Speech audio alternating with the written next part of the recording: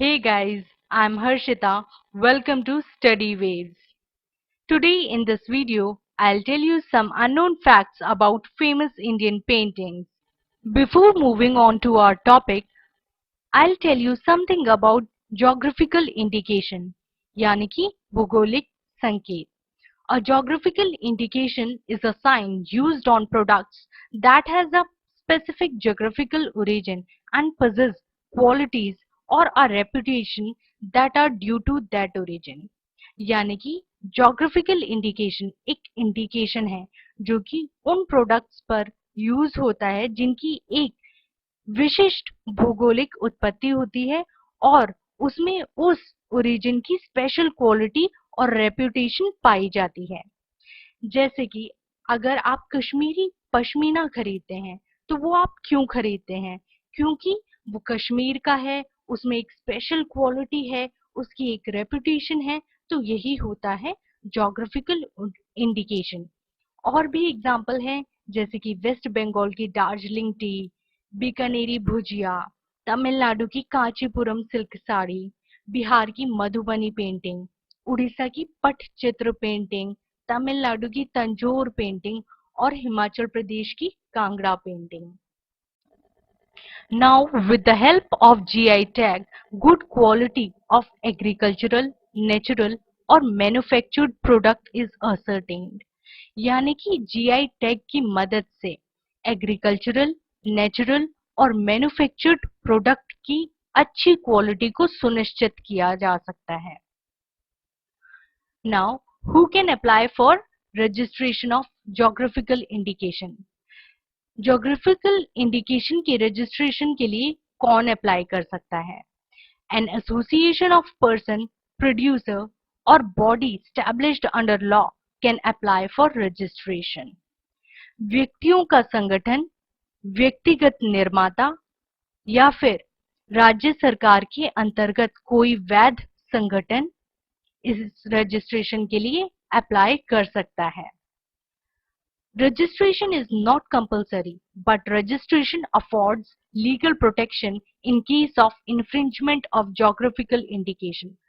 हालांकि registration compulsory नहीं होता, लेकिन रजिस्ट्रेशन लीगल प्रोटेक्शन देता है रजिस्टर्ड प्रोप्राइटर या फिर ऑथराइज्ड यूजर को इन केस ज्योग्राफिकल इंडिकेशन का इन्फ्रिंजमेंट होता है.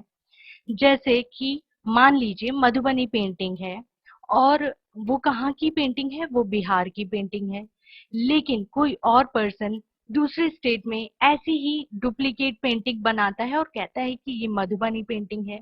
तो ऐसे केसेस में इन लोगों के अगेंस्ट एक्शन लिया जा सकता है. Guys, let us start with our paintings. तो हमारी फर्स्ट पेंटिंग है मधुबनी पेंटिंग.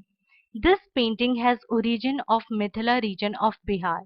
इस पेंटिंग की उत्पत्ति बिहार की मिथिला रीजन से हुई है. फ्रेंड्स, आप अपनी स्क्रीन के राइट साइड में एक पिक्चर देख रहे होंगे, ये मैंने बनाई है. हालांकि मैंने इसमें कलर नहीं यूज किए, इसमें कलर्स यूज किए जाते हैं और मधुबनी पेंटिंग कुछ ऐसी ही दिखाई देती है. This painting is also known as Mithila painting. इस पेंटिंग को मिथिला पेंटिंग भी कहा जाता है.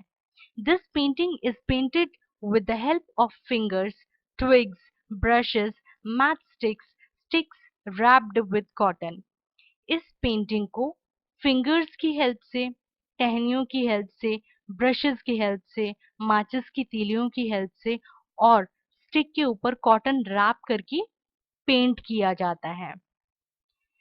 फ्रेंड्स, इस पेंटिंग में जो कलर्स यूज किए जाते हैं वो नेचुरल कलर्स यूज किए जाते हैं और यही इसकी खास बात है. तो देखते हैं ये कलर कहाँ से ऑब्टेन किए जाते हैं. Black colour is obtained from soot of coal. Black colour को कोयले से जलाकर निकाला जाता है. Red colour is obtained from kusum flower. कुसुम फ्लावर रेड कलर के होते हैं, तो रेड कलर वहां से निकाला जाता है. Green colour is obtained from leaves of plant. Green colour को प्लांट्स की पत्तियों से निकाला जाता है. White colour is obtained from rice powder. चावलों के पाउडर से निकाला जाता है white colour. Orange colour is obtained from Palash flower. Palash flower orange colour का होता है और वहीं से ऑरेंज कलर निकाला जाता है। Blue colour is obtained from indigo flowers. नील प्लांट की फ्लावर्स जो कि ब्लू कलर के होते हैं, ब्लू कलर वहां से निकाला जाता है। तो ये सारे नेचुरल कलर्स ही इस पेंटिंग में यूज किए जाते हैं। No artificial colours are used और यही इस पेंटिंग की खास बात है। Madhubani paintings are eye-catching and even spaces are filled with floral designs. Madhubani paintings काफी अट्रैक्टिव होती हैं और दूर से ही आई कैचिंग होती हैं। अगर थोड़ा बहुत स्पेस रह भी जाता है तो इनको भी फ्लोरल डिजाइन से फिल कर दिया जाता है। Originally, women of villages used to paint mud walls of their houses with this painting. Madhubani painting की शुरुआत कुछ इस तरीके से हुई कि ग्रामीण आंचल की महिलाएं अपने घरों की दीवारों को इसी पेंटिंग से पेंट किया करती थी, वो भी नेचुरल कलर्स यूज करके। This painting got official recognition in 1969 when Sita Devi was awarded by Bihar government. इस पेंटिंग को ऑफिशियल रिकॉग्निशन 1969 में मिला जब बिहार गवर्नमेंट ने सीता देवी को अवार्ड दिया। हमारी नेक्स्ट पेंटिंग है Pattachitra painting. Pattachitra painting is an old traditional art of Orissa. Pattachitra painting Orissa की पारंपरिक कला है। This painting was originally painted mainly by men, but now this painting is made by women too. इस पेंटिंग को पहले सिर्फ पुरुष ही बनाया करते थे, लेकिन आज महिलाएं भी इस पेंटिंग को बनाती हैं। Medium of painting are painting on cloth, painting on walls and painting on palm leaves, that is palm leaf engravings. इस पेंटिंग को कपड़े पर बनाया जाता है, इस पेंटिंग को दीवारों पर बनाया जाता है और पाम लीव्स पर नक्काशी करके इस पेंटिंग को बनाया जाता है। Most popular themes of this painting are lord Jagannath, Radha Krishna, Vishnu and Ganesh. सबसे लोकप्रिय विषय इस पेंटिंग के होते हैं भगवान जगन्नाथ, भगवान राधा कृष्ण, भगवान विष्णु और भगवान Ganesh. How this painting is engraved on palm leaves. palm leaves पर कैसे नक्काशी की जाती है, चलिए देखते हैं। Palm leaves are dried and tied with the help of thread. palm leaves को सुखाया जाता है, फिर उसके बाद उन्हें धागे की हेल्प से जोड़ा जाता है। Etching या फिर impression is made on palm leaves with the help of needles.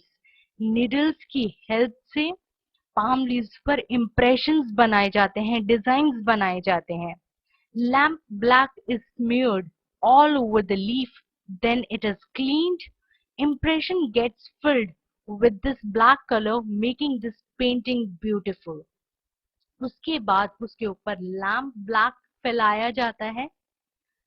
अब लैम्प ब्लैक को कैसे ऑब्टेन करते हैं, जैसे कि कैंडल का फ्लेम है, उसके ऊपर कोई भी यूटेंसिल रख के उसमें से ब्लैक कलर वो ऑब्टेन करते हैं और वो उसी लैम्प ब्लैक को उस लीफ के ऊपर फैलाते हैं और उसके बाद उसे क्लीन कर देते हैं।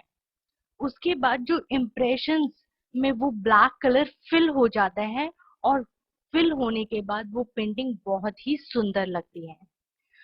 तो ये तो बात थी पाम लीव्स पर कैसे नक्काशी होती है। अब देखते हैं कुछ और बातें पटचित्र पेंटिंग की। All natural colors are used in Pattachitra painting. Before applying colors, cloth is overlaid with mixture of glue and chalk. Pattachitra painting में सारे के सारे नेचुरल कलर्स यूज किए जाते हैं, जैसे कि मधुबनी पेंटिंग्स में यूज किए जाते हैं। बिफोर अप्लाइंग कलर्स, कलर्स को अप्लाई करने से पहले कपड़े पर एक मिक्सचर लगाया जाता है और ये मिक्सचर होता है चॉक और ग्लू का मिक्सचर होता है। उसके बाद उसके ऊपर डिजाइन बनाया जाता है और कलर्स लगाए जाते हैं। Pattachitra paintings broad floral border style and motif make it distinct. Pattachitra painting का जो ब्रॉड बॉर्डर होता है उसमें भी फ्लोरल डिजाइन होता है और उसका स्टाइल और इसका डिजाइन इसको अपने आप में यूनिक बनाता है, डिस्टिंक्ट बनाता है। हमारी तीसरी और आखिरी पेंटिंग है Tanjore painting. Tanjore painting has origin of Thanjavur which is in Tamil Nadu. Tanjore painting की उत्पत्ति थांजौर से हुई है जो कि तमिलनाडु में है। The subjects of this painting are Hindu gods, goddesses and saints. इस पेंटिंग के विषय हिंदू देवी देवता और संत होते हैं। Characteristics, the clothing and ornaments of god and goddesses are made of pure gold. इस पेंटिंग की विशेषता ये है कि देवी देवताओं के कपड़े और आभूषण प्योर गोल्ड के बनाए जाते हैं। The gloss and precious James of this painting make them distinct. इस पेंटिंग का ग्लॉसी लुक और प्रीशियस जेम्स कीमती रत्न इसमें यूज किए जाते हैं और ये ही इस पेंटिंग को यूनिकनेस देते हैं। इस पेंटिंग की एक और खास बात ये है कि इस पेंटिंग दैट इज थांजौर पेंटिंग का अच्छा खासा कलेक्शन अल्बर्ट म्यूजियम और विक्टोरिया म्यूजियम में है जो कि लंदन में है। Since ancient time, people have presented their creativity before the world, and art is creativity of mind. प्राचीन काल से ही लोगों ने अपनी क्रिएटिविटी को संसार के सामने प्रस्तुत किया है। आर्ट भी एक क्रिएटिविटी है माइंड की। We can also do it. हम सब भी ऐसा कर सकते हैं। This decorative item has been made by me. जो आपकी स्क्रीन के राइट साइड में है ये मैंने बनाया है, आप भी बना सकते हैं। ये मैंने अनयूज्ड क्ले पॉट से बनाया है यानी कि मटके से बनाया है। इसको मैंने हॉरिजॉन्टली 2 हिस्सों में कट किया और इसे पेंट कर दिया।